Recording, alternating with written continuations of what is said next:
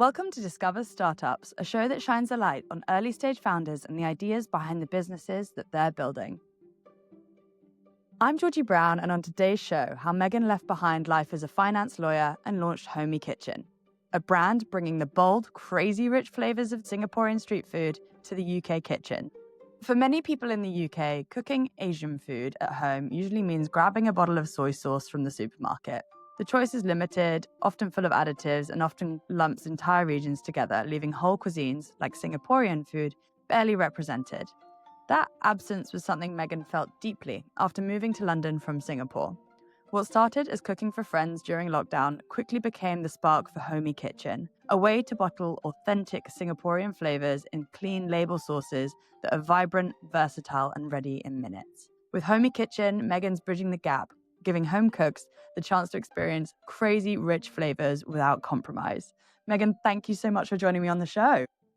Hi, thank you so much, Georgie, for that very lovely introduction. It's wonderful to be here to speak with you. I love what you're doing with Discover Startups, so I'm very happy to be here. Oh, well, it's such a pleasure to have you here. Honestly, the product that you're making is stunning, and I can't wait to share it a little bit more with our audience here today. For anyone that doesn't know you yet, could you maybe tell us a little bit more about who you are and what Homi Kitchen is in your own words? Yeah, for sure. So I'm Megan. I'm born and raised in Singapore, and I moved to the UK first for university and then later for work. I studied law and I trained as a lawyer, so a very corporate sort of background. But I always had this creative spark in me that I think eventually over the years pushed through. And so during lockdown, it had that opportunity when I turned to my kitchen for comfort to recreate the Singaporean street foods that I didn't know when I'd next be able to enjoy. And so that's kind of how my journey with food started. And last year, I left my corporate job behind to focus on nurturing this passion and building it into a viable, a strong consumer brand in Homi Kitchen. And what Homi Kitchen does, our mission is, as you say, it is to bring the crazy rich flavors of Singapore to the UK's grocery shelves. And it begins with our very first product, the ginger and garlic chili sauce. It comes from the Singapore Hainanese chicken rice dish, which is probably our most famous dish in Singapore as the world's first street food Michelin star.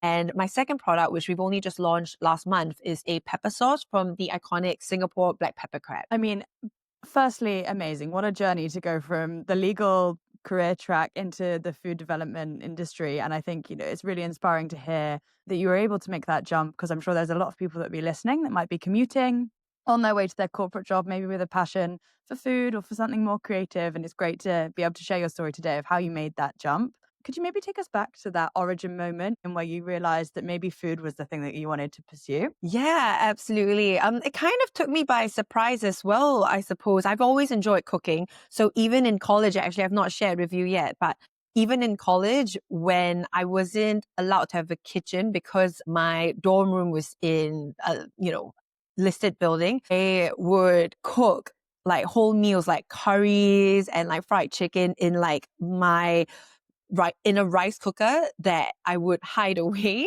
in a cardboard box, like under my bed every time I was done cooking. Always loved food. I've loved home cooking. But yeah, I think in lockdown, because I just didn't know like how long it would be before I could go back to Singapore. And I couldn't, of course, go to the restaurant in Soho that I like to visit for my Singaporean street food fix. So I decided to just, make it for myself. And it was because my flatmate at the time, her birthday was approaching, and I just thought it'd be a bit, I still wanted to mark the occasion, even though we were all, in a very dire time for the whole world. So I thought I can't do anything grand. I can't invite people over, but I can make for her favorite Singaporean street food dish, which also so happened to be mine. So I just looked up a recipe online and I tried it for the first time. And that was just such an incredible experience. It really sparked something in me, feeling really proud of making something with my own two hands and to see someone else really enjoy it with a smile. And afterwards, I shared it on Instagram and began just organically, making food at home and then cycling across London to deliver it to, at first, just other Singaporeans, but eventually kind of grew to like their friends who come from all over the world and who may have heard of Singapore before or visited before and were interested to try as well. Yeah. So that was what kind of sparked it. But when lockdown lifted in late 2021 and I had to go back to the office, I had to put a stop to that. But yeah, over the years, I never forgot the passion that sparked in me. So eventually I sort of made the decision to prepare myself to exit my corporate job to focus on this as a full-time venture with much bigger ambitions now. A fantastic journey, and it's so great to hear, that one birthday moment that sparked this whole pivot for you. And it's really exciting to know that it brought you so much joy, and also so many other people joy through COVID. We all remember that time. I was myself in London during that time, and Mm. yeah, I think if you had turned up at my house with on a bike with a load of Singaporean food, that would have been a fantastic way to meet the day. So really, I'm sure you brought a lot of joy to lots of other people during that time. Out of Thank you. curiosity, more than anything, what was the dish that you made your friend? Right, yeah, it's called bak chor mee in Singapore, which is a Chinese dialect for literally just means minced meat noodles, which is a very, I think, underwhelming term for how rich the dish is. It's egg noodles tossed in a sauce that's made with like soy sauce, fish sauce, Chinese black vinegar. Yeah, anchovy stock as well. And I like to also add sambal, which is like a shrimp paste chili sauce to, make the flavors really, really rich and strong. What a great dish. I'm salivating just hearing about this. I think I'm gonna have a go at making it myself sometime soon. Or Um, I'll make it for you. oh, even better, even better. So, um, I guess that journey from corporate life into food life is obviously a long one. But you obviously saw an opportunity for the Singaporean food market in the UK specifically. If I were to walk into a UK supermarket right now and I was looking for Singaporean flavors, what would I actually find? What's missing from those shelves right now? Well, I think the first thing is that you probably wouldn't find the word Singapore anywhere. You see Chinese, maybe nowadays Vietnamese, Thai as well, even, but there's just no product, no range in the supermarkets that is for Singapore. It's about Singapore. As a Singaporean shopping at the supermarkets, there are some products that I would use to make my Singaporean food. Of course, there's light soy sauce now. I think it's really wonderful to see kecap manis, which is an Indonesian sweet soy sauce, in a lot of shells now as well. So those are some really key ingredients in a lot of Singaporean foods. But I always still have to make a second trip to the local Asian supermarket to get the really intense stuff. So like shrimp paste, sambal, which I mentioned before, the shrimp paste chili sauce, chili oil that I like to use. And this is as someone who loves cooking and is willing to go that extra mile to source all the individual ingredients and chop up what I need to chop up to make an authentic dish. But for a lot of people who maybe are like me, they live here, but they're from Singapore or Malaysia and they miss those flavors. If they don't like cooking to the same extent, it'd be just like completely prohibitive. Like you'd have to just shell out at a restaurant. And I think even for a lot of people who aren't from the region, who've passed through before, they've enjoyed the cuisine or maybe they've heard of it. If they're curious about Singaporean food, there's just no way to try it unless you live in a big city and you have the time and budget to go to a like good restaurant for it. Absolutely. I think the access piece that you mentioned there is really important. I think Mm. if you're living in a city, sure, you might have access to those amazing Asian supermarkets, but still they could be on the other side of town. They could be an extra bus away, an extra tube ride away. They're not generally sat right next to your Tesco's, your Sainsbury's, or your go-to supermarkets that people get a lot of their food from. So I think, as you said, it's about bringing that access to those flavors, which people don't have right now. Yeah, exactly.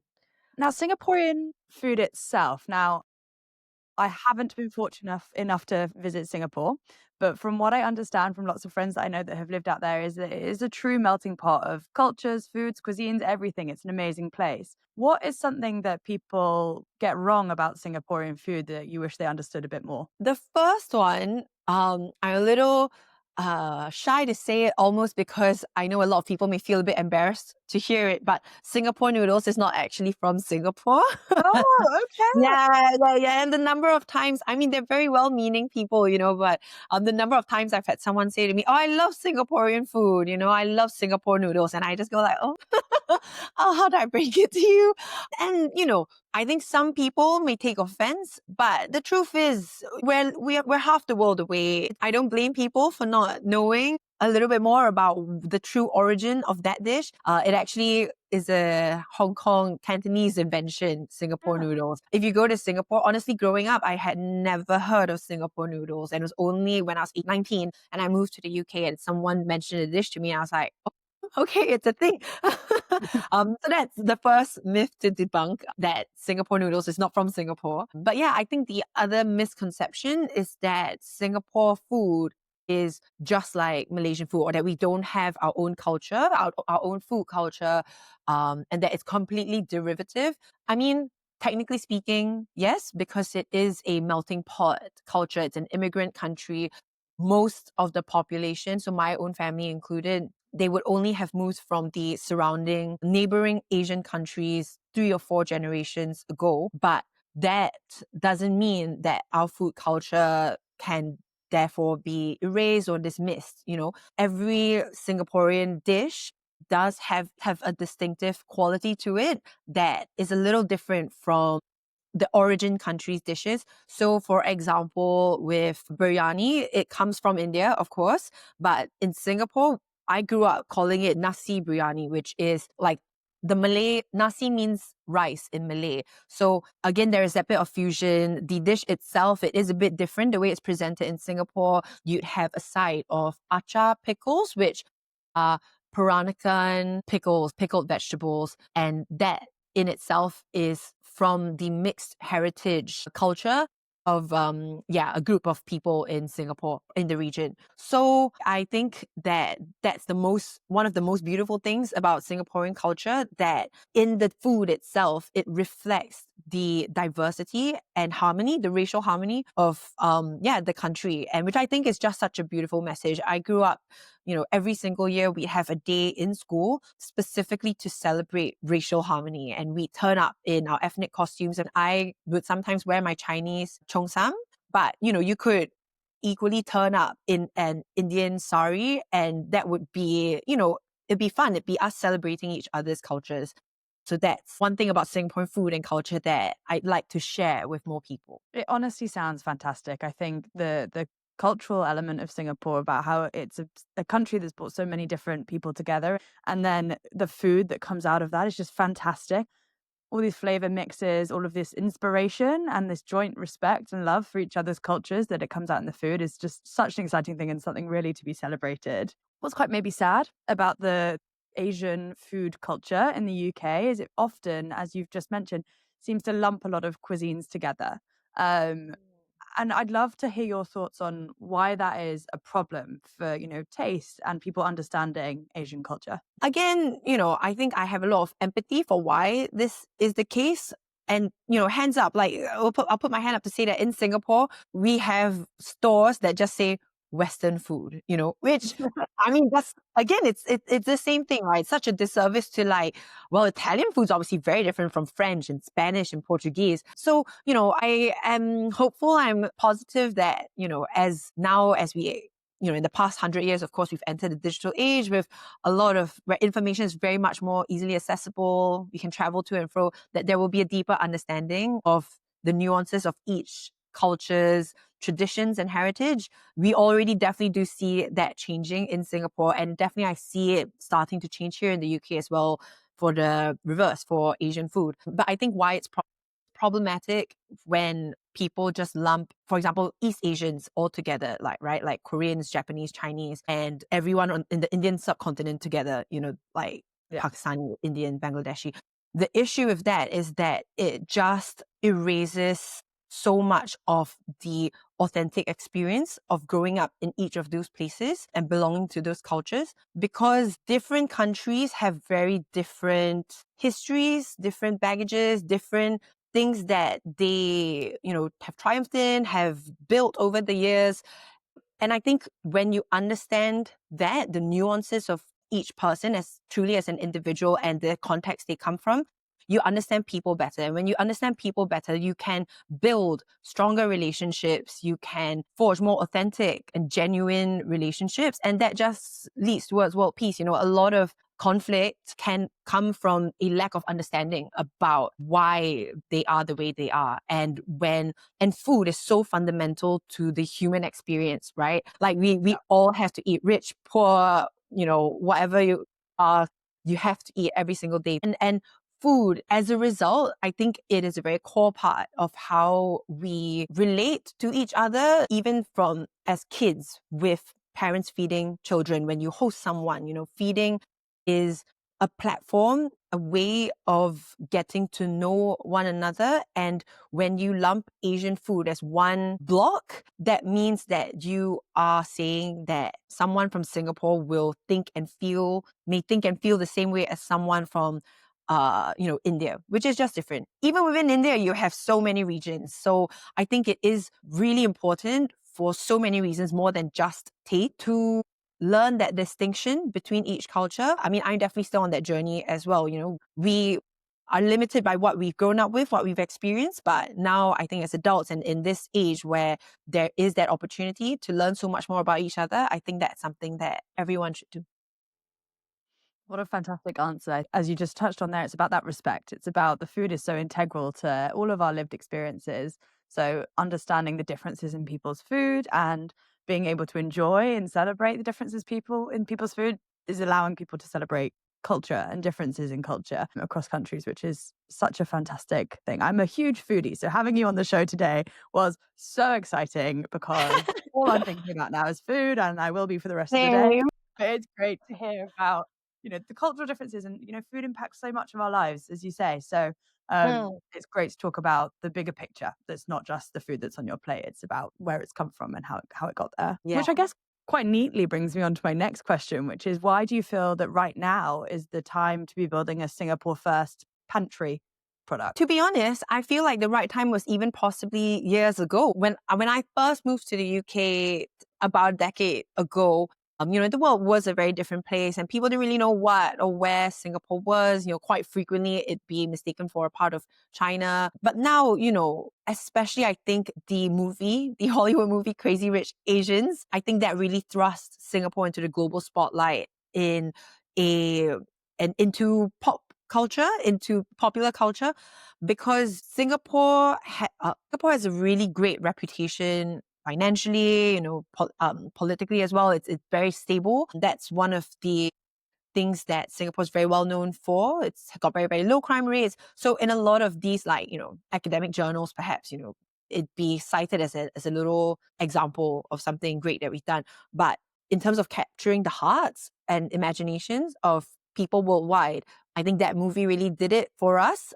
And now there is such a much greater awareness about Singapore. We have so many tourists coming in every year. It's one of the big industries in Singapore. And from the UK alone, in the past year, we had over 400,000 visitors as well. Yeah. So definitely, a huge amount of interest in Singapore. And it is reflected in the UK already in the growing number of Singaporean restaurants, Singaporean supper clubs. I am friendly with quite a number of them as well. But yeah, you still, when you walk into the supermarket, there's just like no authentic brand, or occasionally you see Singapore noodles, right? But yeah, there have been none that have passed my test, certainly as a Singaporean, especially in terms of a brand that is catered for the everyday experience, or rather the mass market. We have some really encouraging statistics that are blowing the winds in our direction. Intel reported that I think it was over half of world cuisine consumers, home cooks in the UK, are actively looking for new cuisines to try that are similar to those that they already know. And secondly, I also read an article from The Grocer that specifically focused on how there is an interest now on more world food cuisines beyond the known ones, beyond Chinese, Indian. They're looking for more regional cuisines. And people do know now the distinction between the Filipino food, Vietnamese food, and Thai food. I think now there is this wave going in our direction to spotlight specific regional flavors, but there is no Singaporean brand out there doing it. And so that's why I've sort of put my eggs in this basket, and these are all the things that gave me the confidence to make a go of it. You're so right. I think a lot of what you've said, it really is a time that Singapore is being put on the map. And that movie, Crazy Rich Asians, a fantastic watch. If anyone here listening hasn't watched it, I encourage you to spend your evening watching it today. It's fantastic. Maybe it's worth us touching now on how the movie inspired the tagline. Is it worth us going there, Megan? Yeah, no, for sure, for sure. I mean, it's probably one of my favorite things about our branding. I trademarked it the second we landed on it. Okay, there are two different sides to this, like how I landed on that tagline. First is, of course, I thought, the average person, right? Someone who's grown up in the UK their entire life, never heard of Singapore before, or rather never visited before. What is the one thing that would come to their mind when they think of Singapore? I thought like something that would make them feel a bit more comfortable and familiar with it. And Crazy Rich Asians immediately popped to my mind. So that's the first aspect of it in terms of wanting to connect with the audience a bit better. But the second aspect was, how do I make that relevant to my brand to convey what it is that I'm trying to do? Credit where credit's due. At first, I came up with Crazy Rich Singaporean flavors. And then it was my partner who said, no. Crazy Rich Flavours of Singapore. And I was like, boom, yes. It just describes perfectly, I think, what it is that our brand is about. If you try our products, they are intense. It's like chock full of fresh garlic and ginger. It's not a mild sauce. And that is, again, part of staying true and authentic to the food heritage that I grew up with. I wanted to keep my products unadulterated, exactly as you would find it in Singapore. So that's what the thinking that went behind the tagline. I honestly think it's a moment of copywriting genius. So Megan, props to you and your partner for coming up with that. I think it's fantastic. And I think, as you just said, it covers all the boxes on the flavor side of things, and it brings that cultural resonance through as well that we will have from that fantastic movie. It's probably time for us to talk about the product itself. We've obviously talked about Singapore a lot here, but could you talk to us about what the products are? So maybe what's different to a mass market product that people would find on the shelf, and then also how people use your sauces. The first thing is both of my products were intentionally chosen because you can't find an equivalent on the shelves right now. So yes, there are a lot of chili sauces out there, chili oils as well, but none have anything remotely close to our flavor profile, which is intensely gingery, garlicky with a vinegar base. It's also a little looser, so it doesn't have the consistency of ketchup. You can see all the little fresh bits of the garlic, ginger, and the chilies in there. And that's because that is how it's served in Singapore with the Hainanese chicken rice dish that the chili sauce comes from. And then the second product, the pepper sauce, has a sweet soy sauce base with fresh ginger, garlic, chilies, rounded off with white pepper and black pepper. So that's a very complex flavor in some ways, but when you cook it out, the sugar caramelizes around, your stir fry, your roast meats. So again, they're flavors that people are all familiar with. There's nothing too wacky in there, but just put together in really, really intense way. And in terms of how you would use it, so for the ginger garlic chili sauce, I like to use it. I think it's best enjoy it on its own, like as a ready to use sauce. So for example, dipping crisps in it, salads, sandwiches, dumplings, of course, and definitely with the origin of the chili sauce as well with Hainanese chicken rice. So any other rice, noodle, meats or fish dishes. And for the pepper sauce, it is primarily a cooking sauce because it comes from the Singapore black pepper crab dish. So I recommend people use it in their stir fries. It can be with sliced pork, sliced chicken, a stir fry vegetable dish as well, or to marinate pork belly with. That's one of my favorite ways to use it because it's so easy. You just marinate the pork belly for an hour or up to 5 hours, depending on how intense you want it. And then just put it in the oven for 30 minutes and then that's it. That's a whole dish done with like literally barely any effort. Yeah, but I have had customers enjoy the pepper sauce directly as well, like an Asian barbecue dip.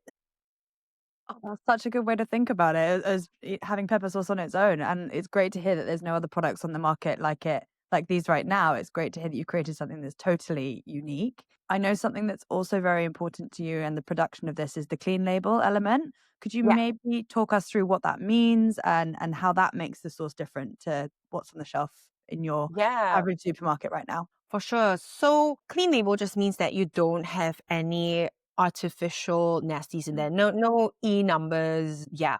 And so the reason why this is important to me, honestly, it was a very natural thing because again, this started from me cooking for myself and for my friends. And obviously there is that growing, not, I wouldn't even just call it trend, just a growing awareness that it is important to take care of your body and how food massively impacts that. So I've always tried to, cook a little healthier for myself. So when I made the product, I didn't even think twice that, of course, it has to be healthy. So, yeah, from the start, because those are the values that I've brought into this business, I chose products that could be shelf stable, even without any artificial preservatives. For the chili sauce, it's very much the vinegar that's keeping it safe. Of course, it goes through a heat treatment process in order to last on the shelves before it's opened. And uh, for the pepper sauce, it's the sugar element as well. So that's kind of it. It's about having the confidence with what's in your pantry that you're feeding your family well and avoiding processed foods, which, as we know, with all the research that's coming out, it can be very harmful for your long-term health. I think it's really admirable that you guys have gone down this route of making sure that the product is clean label. And it's great to hear that not only are you innovating from the flavor profile, but you're also raising the bar for a lot of other sauce brands or other brands within the Asian flavors space, let's call it, to step up and to remove those preservatives and all the nasty things from their sauces and produce things that are better for all of us as well as taste good, which is really, really admirable. When we mention production, could you talk us through how you've gone through that process of maybe producing at home to now producing at scale and what that Yeah. journey's been like? For sure. And it's a really crucial one because the reality is that we all have only 24 hours a day. And if you want to get your product out there in as many people's hands as possible, you have to spend time on the marketing side of things, like being in person, doing samplings, creating content as well. So I knew really early on in my journey that I could not myself be making these sauces. Not only that, to be honest, I think it's because I knew that of the risks involved, especially with the chili sauce, given that it's a fresh product, it's made with fresh ingredients. I knew that I wanted someone with expertise in this field to help me to make sure that I can be confident that my product will be safe for people as well. So I made the decision really early on before I launched my sauce that I would work with a facility. And in terms of how the process worked, well, I first had to, of course, come up with the recipe for myself. Like if I were to make it myself, what would the recipe be? How would it taste like? And then I signed an NDA, very important. As a lawyer, I liked it's important to have these things squared off. But yeah, signed a confidentiality agreement with the manufacturer, gave them my recipe, and afterwards it was just a process of them building out that recipe in a way that would suit a mass production process, or rather a larger batch process, and sending me samples so that I could try it to compare it against my own version to see what was the difference. It was actually not easy to give feedback because how do you describe the percentage, like how much percent more sugar or less sugar there would be? Because each time they gave me a sample, I wouldn't know the exact recipe anymore. Could have asked for it, to be honest, I suppose. Now I realize. But yeah, so I just have to describe with as much detail as possible. Okay, a bit less sugar, too much vinegar, or why is there this strange fruity taste? I was getting a fruity taste in some of the chili sauces, and I was like, did you add tomatoes? It tastes like tomatoes. And I think it was just the chilies that they use. I learned something also very interesting along the way, which I wouldn't have known as someone who doesn't come from a food background, but that, of course, different batches of ginger, different batches of garlic will have a slightly different flavor profile, different pungency. So I remember one of the batches came back and I was like, why does it taste like this? I'm so depressed. It's horrible. And because it was a slightly bigger, one of the times that I ordered a slightly bigger batch of samples because I wanted to do some filming with it. So, oh God, this is awful. And I said, like, have you deviated from my recipe? But the manufacturer explained to me that when you cook in very small batches, the difference in the ingredients taste can differ much more greatly. But when you cook in a big batch, a larger production run of a few hundred or like thousands, it averages out. The really tart chilies will be balanced by the really sweet chilies. So I understood that rationally and logically, but I remember feeling so anxious when I had to just pull the trigger on the final recipe and say, okay, let's do a run of 500. And I was like, what if it comes out like what I tasted? But we had gone through like so many rounds of sampling, and I was confident that they knew exactly what I was going for and that in the final batch they would do it to that standard. And so I was really, really so grateful and so happy when the first run took place. I tried it and I was like, oh, thank goodness, it does taste just like how I used to make it at home. So that was a huge, yeah, actually, that was really a really, really wonderful moment.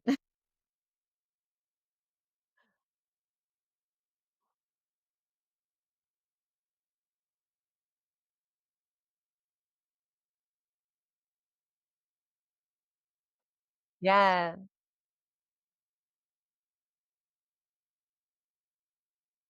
Yeah.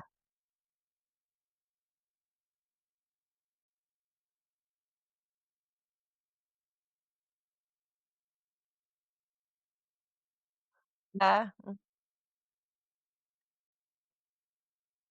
Yeah.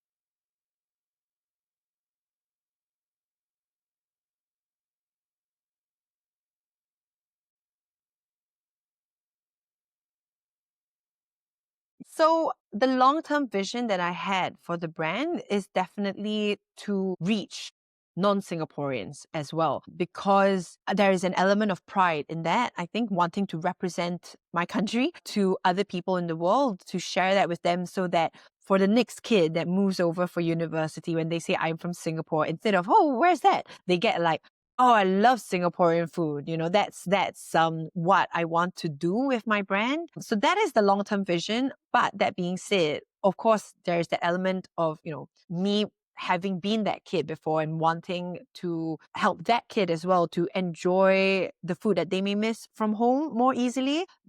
I would say both are people that I care for. I mean, the truth is everyone, but I mean, if we're talking specifically in terms of that question, yeah, both the curious home cook who's not from Singapore and the Singaporean expat here in the UK. But that being said, last year I ran a series of supper clubs, literally in my flat here. I would invite people over, sell tickets to lunches at my place serving Singaporean food.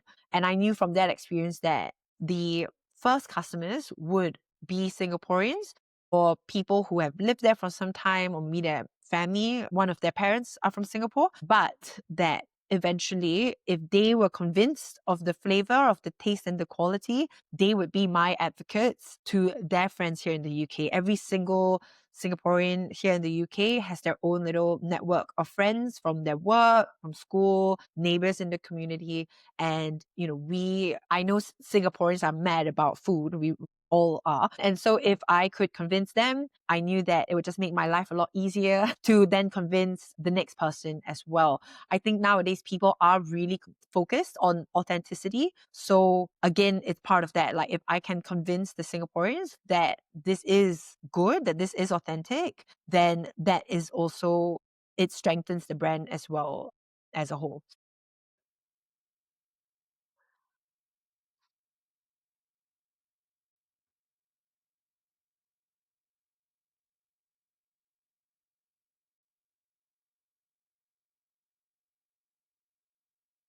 Yeah, absolutely. I will say that because I knew that my long-term goal was to be on British supermarket shelves, that had implications for my design as well, to make it less intimidating for people. I am going through a process now of upgrading, let's say, upgrading the design so that it will stand out better on the shelves, because initially I started this journey thinking that I would stay focused on D2C for a long time, because that is my own experience having gone through the supper clubs. But now I've realized that, oh, I think probably the more effective strategy in this category will be on retail shelves. Having learned this now from my past 6 months being operational and trading, I do think that I'm going to improve the design so that it will speak for itself even more.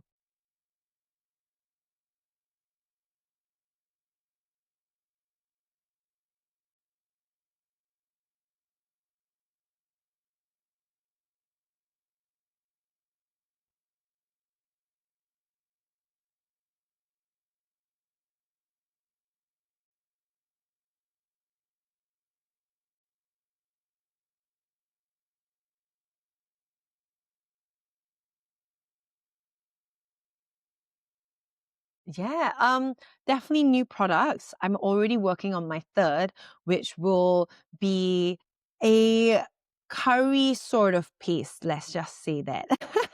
Yeah, from another famous Singaporean dish. And the concept will be that you can use it both as a stir fry sauce and also make it into a soup.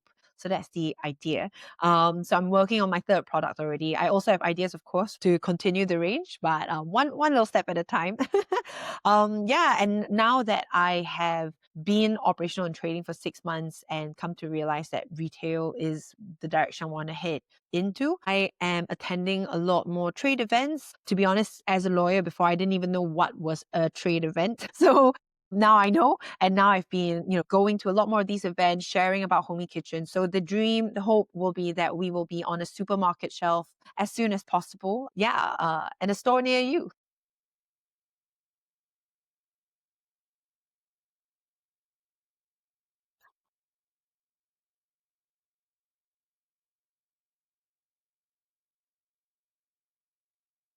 Oh, amazing. Cute.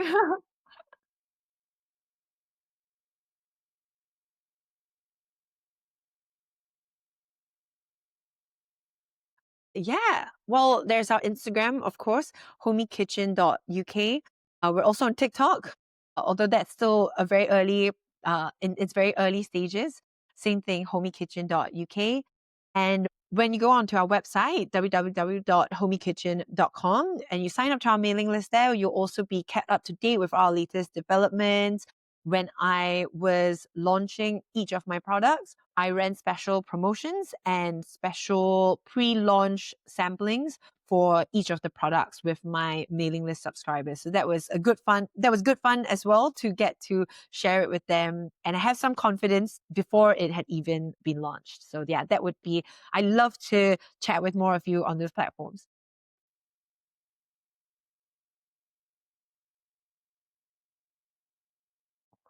Oh,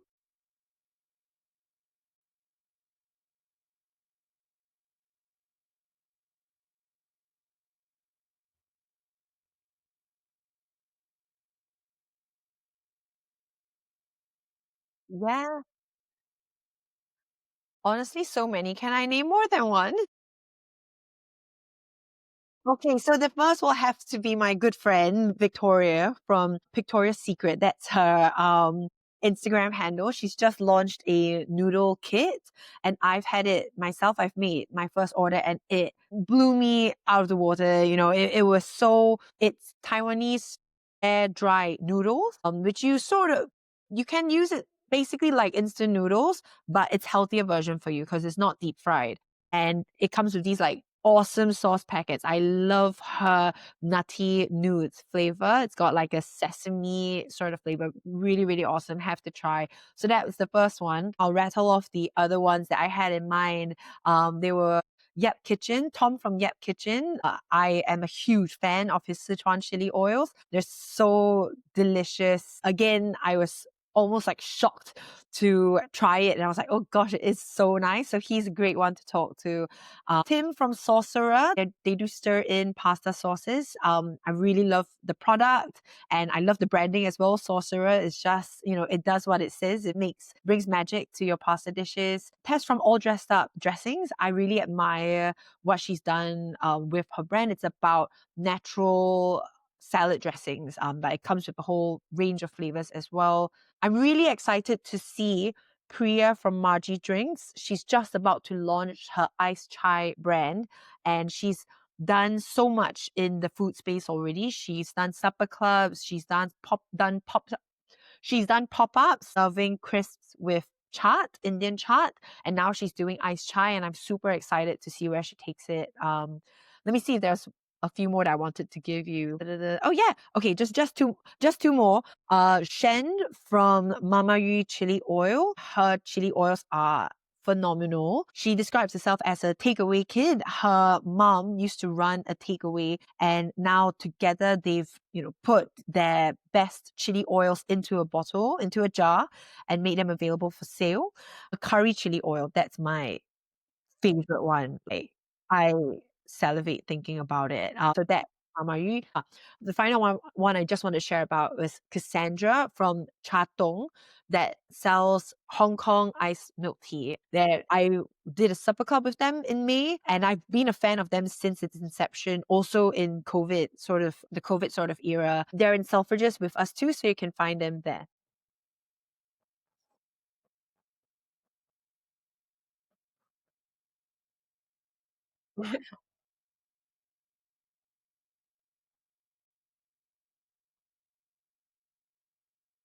Oh.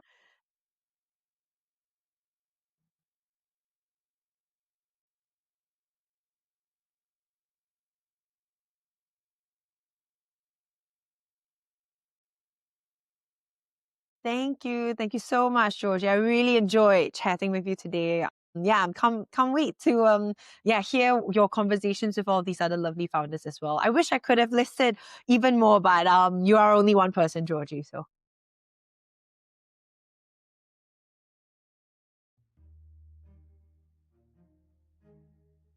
thank you. Thank you so much, Georgie.